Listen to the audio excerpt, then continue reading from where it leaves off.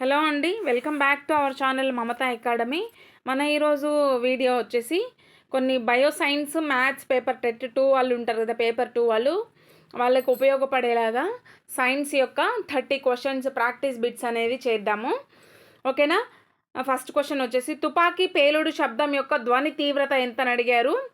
0 decibels, 60 decibels, 120 decibels, 140 decibels. 0 decibels కాదు, 60 decibels వచ్చేసి మనం వినగలిగే శబ్దం, అంటే మనుషులు మనం వినగలుగుతాం కదా ఆ శబ్దాన్ని. ఆ శబ్దం ఎంత ఉంటుందంటే 60 డెసిబిల్స్ ఉంటుంది. తుపాకీ పేలుడు శబ్దం యొక్క ధ్వని తీవ్రత ఎంత ఉంటుంది అంటే 120 డెసిబిల్స్ వరకు ఉంటుంది. ఓకేనా.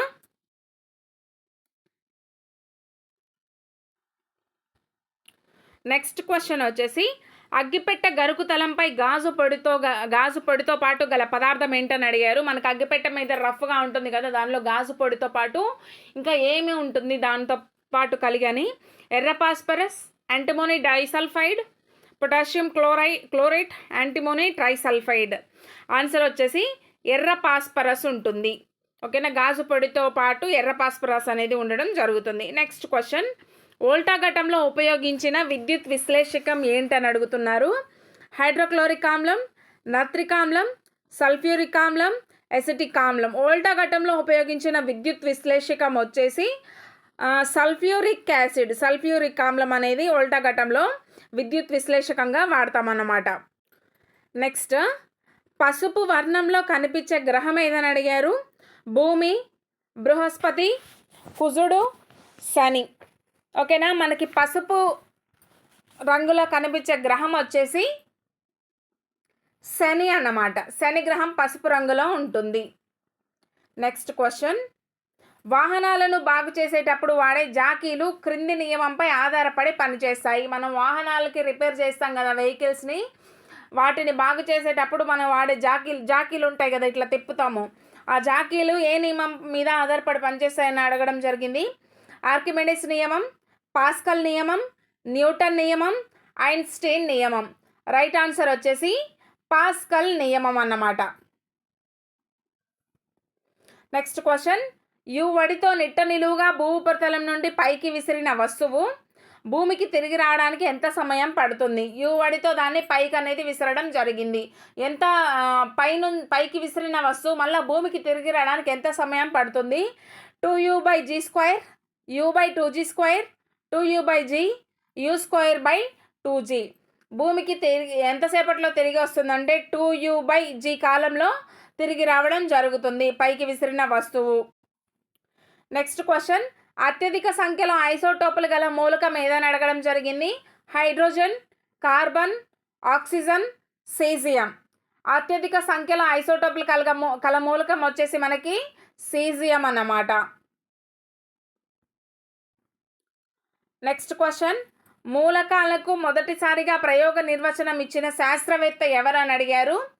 ప్రయోగ నిర్వచనం ఇచ్చిన శాస్త్రవేత్త అంటే లెవాయిజర్, డాల్టన్, రూదర్ఫర్డ్, హ్యాండ్రెడేవి. రైట్ ఆన్సర్ వచ్చేసి లెవాయిజర్ గారు మూలకాలకు మొదటిసారిగా ప్రయోగ నిర్వచనాలను ఇవ్వడం జరిగింది. నెక్స్ట్ వచ్చేసి క్రింద సూచించిన శాతాలలో ఏ శాతపు ఎసిటిక్ ఆమ్లాన్ని నీటితో కలిపి పచ్చళ్ళను నిల్వ చేసే వెనిగర్లా వాడతారు. మనం పచ్చళ్ళను అంటే మనం కలుపుకోం కానీ ఇళ్ళల్లో పెట్టే వాటికి బయట మనకి షాప్లలో దొరుకుతాయి కదా, స్వీట్ షాప్లలో ఉంటాయి పచ్చళ్ళు, లేదంటే ఇంకా ప్రియా పచ్చళ్ళని అవి ఇవని మనం చూస్తూనే ఉన్నాం కదా. ఆ పచ్చళ్ళలో మనకి వెనిగర్ని కలుపుతారు పచ్చడి నిల్వ ఉండడానికి, పాడైపోకుండా ఉండడానికి. ఓకేనా. ఎంత శాతం ఎసిటిక్ ఆమ్లాన్ని నీటితో కలిపి వెనిగర్లా తయారు చేస్తారని అంటున్నారు. 5 to 10%, 10 to 15%, 20 to 130%, 100%. 5 to 10% శాతం ఎసిటిక్ ఆమ్లాన్ని నీటితో కలిపి వెనిగర్లా తయారు చేస్తారు. అది పచ్చళ్ళు వాడడానికి ఉపయోగిస్తారన్నమాట. నెక్స్ట్ క్వశ్చన్ అయస్కాంత బలరేఖలు అనేవి సంవృతాల, వివృతాల, రేఖీయాల లేదా పైవన్నీయ. అయస్కాంత బలరేఖలు వచ్చేసి మనకి సంవృతాలన్నమాట. నెక్స్ట్ క్వశ్చన్ హస్వదృష్టితో బాధపడే వ్యక్తి యొక్క గరిష్ట దూరం 5 మీటర్లు. దీనిని నివారించి సాధారణ దృష్టి వచ్చేటట్లు చేయాలంటే డాష్ను ఉపయోగించాలి. 5 మీటర్ల నాభ్యంతరం గల పుటాకార కటకం, 5 మీటర్ల నాభ్యంతరం గల 10 మీటర్ల నాభ్యంతరం గల పుటాకార కటకం, 5 మీటర్ల నాభ్యంతరం గల కుంభాకార కటకం, 25 మీటర్ల నాభ్యంతరం గల కుంభాకార కటకం. మనకి రైట్ ఆన్సర్ వచ్చేసి 5 మీటర్ల నాభ్యంతరం గల పుటాకార కటకం. మనకి హ్రస్వ దృష్టికి వచ్చేసి పుటాకార కటకము, దీర్ఘ దృష్టి అయితే కన కుంభాకార కటకాన్ని వాడాలన్నమాట. ఓకేనా. ఎంత హ్రస్వ దృష్టితో అంత గరిష్ట దూరం ఎన్ని మీటర్లు అయితే ఉందో అంతే మీటర్ల నాభ్యంతరం గల కటకాన్ని అయితే మనం వాడాలన్నమాట నార్మల్ దృష్టి కోసం.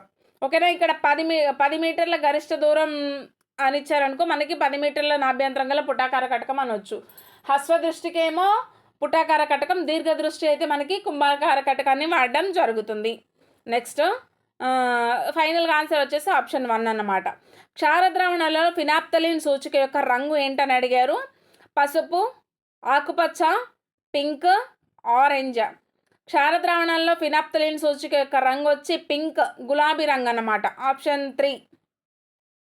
ఇప్పటివరకు మనకు ఫిజిక్స్, కెమిస్ట్రీ నుంచి బిట్స్ అయిపోయినాయి కంటెంట్. ఇప్పుడు బయాలజీ నుంచి స్టార్ట్ అయినాయి బిట్స్. మజ్జిగ లేదా పెరుగులో ఉండే సూక్ష్మజీవి శిలీంధ్రం, బ్యాక్టీరియా, ప్రోటోజోవా, వైరస్. మనకి మజ్జిగలో లేదా పెరుగులో ఉండే సూక్ష్మజీవి ఏంటంటే బ్యాక్టీరియా అన్నమాట. ఓకేనా. లాక్టోబాసిల్లస్ బ్యాక్టీరియా అనేది ఉంటుంది. వానపాము ఒక ఏకలింగ జీవి, ద్విలింగ జీవి, ఉభయలింగ జీవి ఏది కాదు. వానపాము అనేది ఒక ఉభయలింగ జీవి. స్త్రీ పురుష ప్రత్యుత్పత్తి అవయవాలు ఒకే వానపాములో ఉంటే దాన్ని ఉభయలింగ జీవి అంటారు. ద్విలింగ జీవి అని కూడా అనొచ్చు. కృత్రిమ ఎరువుల విషయంలో ఇది వాస్తవం.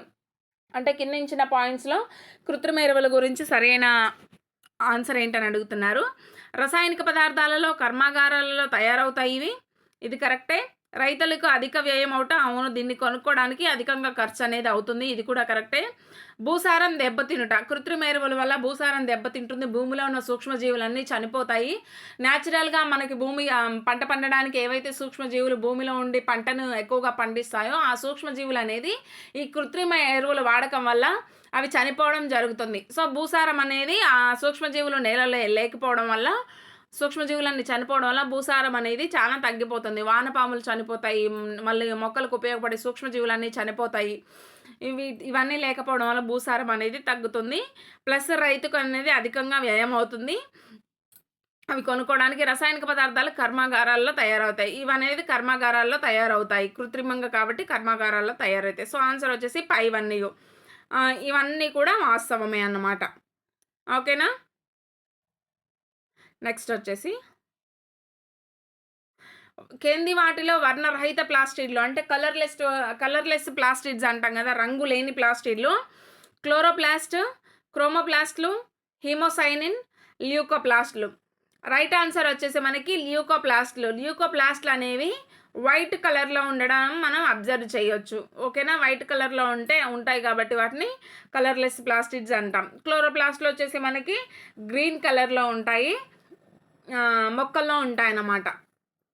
నెక్స్ట్ సముద్రపు నీటి నుంచి మంచినీటిని పొందే పద్ధతిని ఏమంటారు. ఎగ్జాస్మోసిస్, ఎండోఆస్మోసిస్, డిసాలినేషన్, రివర్స్ ఆస్మోసిస్. సముద్రపు నీటి నుంచి మంచినీటిని పొందే పద్ధతిని ఏమంటామంటే డీసాలినేషన్. ఈ డీసాలినేషన్ పద్ధతిలో ఏమవుతుందంటే ఉప్పు మరియు మిగతా లవణాలు లేదంటే ఇతర మురికి పదార్థాలు ఏవైతే ఉన్నాయో సముద్రపు నీటి నుంచి వేరు చేయబడి మంచినీరు ఒక సైడు, దానిలో ఉన్న ఉప్పు కానీ ఇతర మలినాలు కానీ ఒక సైడ్ వెళ్ళిపోతాయి అన్నమాట. ఓకేనా. అప్పుడు వాటర్ అనేది మంచినీరుగా మారిపోతుంది. కంటిలో ముఖ్యమైన పొరలు ఎన్ని ఉంటాయని అడగడం జరిగింది. Option 1 2, option 2 3, option 3 4, option 4 5. కంటిలో ముఖ్యమైన పొరలు అనేవి 3 ఉండడం జరుగుతుంది.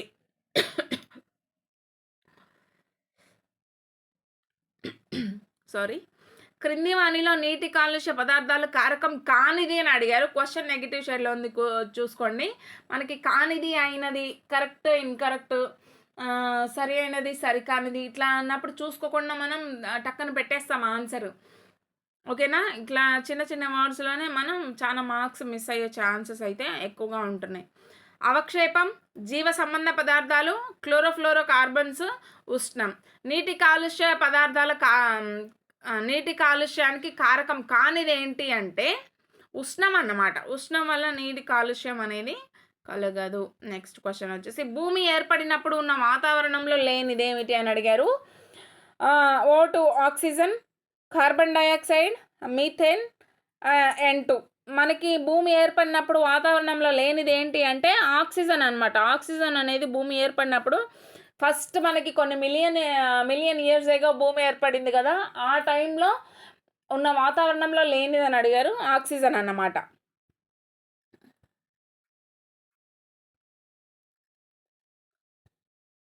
మినీమేటా వ్యాధి ఈ దేశంలో కనిపించింది. ఓకేనా? China, Japan, Korea, Australia. Minamata వ్యాధి అనేది జపాన్లో కనిపించడం జరిగింది. మానవుని యొక్క దంత సూత్రం అనేది 2123/2123. ఇదన్నమాట మానవుని దంత సూత్రం. సింగిల్గా వేస్తే 2123 అని చెప్పొచ్చు మనం. కాకపోతే ఇక్కడ మనకి ఆప్షన్స్లో ఏది లేనట్టుంది, ఐ థింక్ సో. ఓకేనా? ఆప్షన్స్లో ఆన్సర్ అయితే లేదండి. ఇది రాంగే, ఇది రాంగే, ఇది రాంగే, ఇది రాంగే.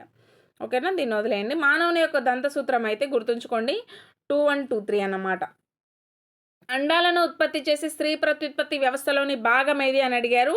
అండాశయం, ఎపిడిడైమిస్, గర్భాశయ ముఖద్వారం, ఫాలోపియన్ నాళం. ఓకేనా? అండాలను ఉత్పత్తి చేసేది అండాశయం. ఓవరీస్ అంటాం కదా, అదనమాట. గర్భాశయ ముఖద్వారం కాదు, ఫాలోపియన్ నాళం కూడా కాదు. అంటే మనకి ఫర్టిలైజేషన్కి ఉపయోగపడుతుంది కానీ అండాలు అయితే తయారు చేయదు ఫాలోపియన్ నాళం. ఓకేనా? మానవునిలో విసర్జక అవయవం యొక్క ప్రమాణం న్యూరాన్, నెఫ్రాన్, నెఫ్రీడియం, జ్వాలాకణం. రైట్ ఆన్సర్ వచ్చేసి నెఫ్రాన్ అన్నమాట. ఇప్పుడు వరకు మనకి కంటెంట్ అయిపోయింది. ఇప్పుడు మెథడాలజీ గురించి చూద్దాం. మెథడాలజీ అనేది మనకి 6 బిట్స్ అనేవి వస్తాయి కదా. ఒక భౌతిక వస్తువు లేదా యథార్థ సంఘటనను వివరించే ప్రవచనం. భావన, సూత్రం, సాధారణీకరణం, యథార్థం. రైట్ ఆన్సర్ వచ్చేసి యథార్థం అన్నమాట.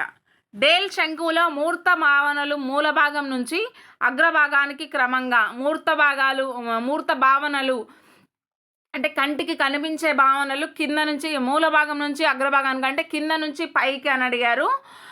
తగ్గును, మధ్యస్థంగా ఉండును, పెరుగును, స్థిరంగా ఉండును. మూర్తాంశాలు అనేవి కింద నుంచి పైకి వెళ్ళే కొద్దిగా తగ్గుతాయి. ఎడ్గార్ డేల్ అనుభవ శంకు అనేది మనకి కంపల్సరీ ఒక్క మార్క్ అనేది వస్తుంది దీని నుంచి. ఎడ్గార్ డేల్ అనుభవ శంకు అనేది దాని నుంచి క్వశ్చన్ లేకుండా అసలు మెథడాలజీ క్వశ్చనే ఉండదు. ఓకేనా? కంపల్సరీ అయితే మీరు నేర్చుకోవాల్సిందే అనుభవ శంకు గురించి. నెక్స్ట్ క్వశ్చన్, ఉపన్యాస ప్రదర్శన పద్ధతిలో 2వ సోపానం ఏమిటని అడిగారు. పాఠం పరిచయం, ప్రయోగ నిర్వహణ, బ్లాక్ బోర్డ్ పని, పర్యవేక్షణ.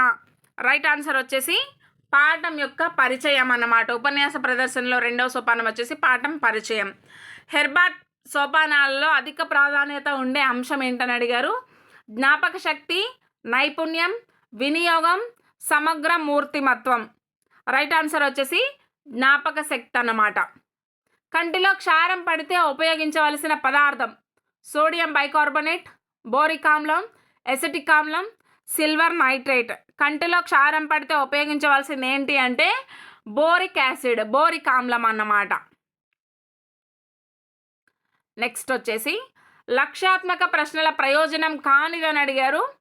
అన్ని లక్ష్యాలను పరీక్షించవచ్చును, సులభంగా గణించవచ్చును, పరీక్ష రాయడానికి గణనకు ఎక్కువ సమయం పడుతుంది, పాఠ్యాంశాలన్నింటికీ ప్రశ్నలు ఇవ్వవచ్చును. రైట్ ఆన్సర్ వచ్చేసి థర్డ్ ఆప్షన్.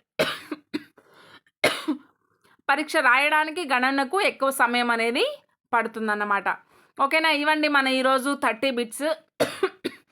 ఇంకా కంటిన్యూ చేయాలి, ప్రాక్టీస్ బిట్స్ కావాలి మీకంటే మాత్రం నాకు కామెంట్ సెక్షన్లో కామెంట్ చేయండి.